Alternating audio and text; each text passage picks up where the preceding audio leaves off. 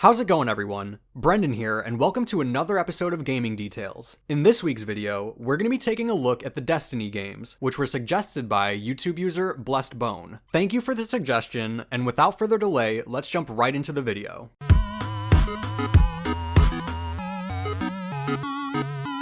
For our first detail, we're going to be loading up Destiny 2. In the game, there is a helmet the player can earn called the Celestial Nighthawk. In my opinion, this helmet makes you look like a total badass. But as if it weren't cool enough on its own, its eyes will give off an orange and yellow glow whenever your special ability is ready, giving it an even more intimidating look. On to our next detail, we're going to be taking a look at the Red Legion's War Beasts. During your time playing through this game, you've more than likely fought off tons of these things, but you may not have noticed this small detail during all the action. If you look closely, you'll see that the Red Legion burns their insignia into the hind legs of the War Beasts. Now, I don't know about you, but I wouldn't want to be the guy whose job it is to poke these things with a scalding hot cattle prod. I mean, could you imagine getting kicked by one of them? Up next, for our third detail, we're going to be taking a look at a pretty interesting mechanic that's featured in both games. Next time you're using a revolver in either of the games, slowly press down on the trigger on your controller and you'll notice that the hammer on the gun moves with it. This is an awesome detail that adds an extra layer of immersion for the player, as it sort of makes it feel like you're holding and in control of the actual weapon. In one of Destiny's DLCs, The Curse of Osiris, the Infinity Forest has 3 spires that will send you to Mercury during different time periods. You'll notice that when you travel through these spires, that the look of them corresponds to the time period that it takes you to, past, present, and future.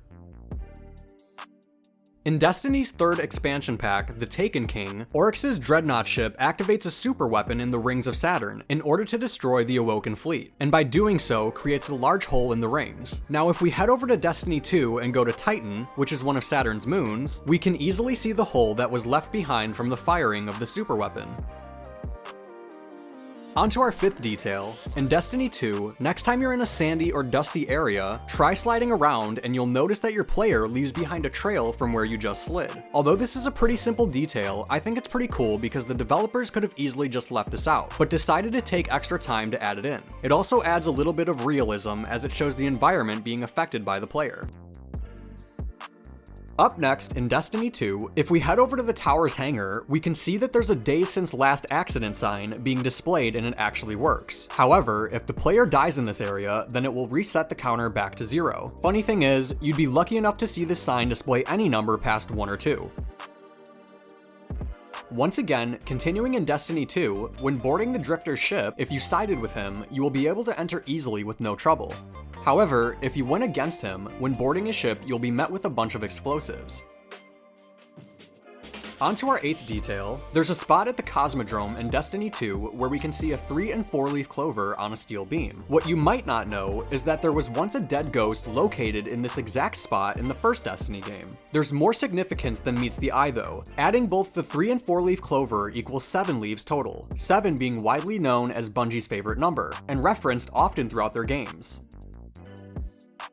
For our final detail, we have to go back, way back to 2009 when Bungie was still making the Halo franchise. Throughout Halo 3 ODST, you can find posters along the interior of buildings that say Destiny awaits, along with a picture of Earth and the moon, or what we thought was the moon until 5 years later in 2014 when we learned that it was actually the Traveler. It's amazing that Bungie already had some core ideas thought up for Destiny half a decade before it came out. It's interesting to note that 343 Industries, who's in control of the Halo franchise now, changed the poster when they released ODST on the Master Chief Collection.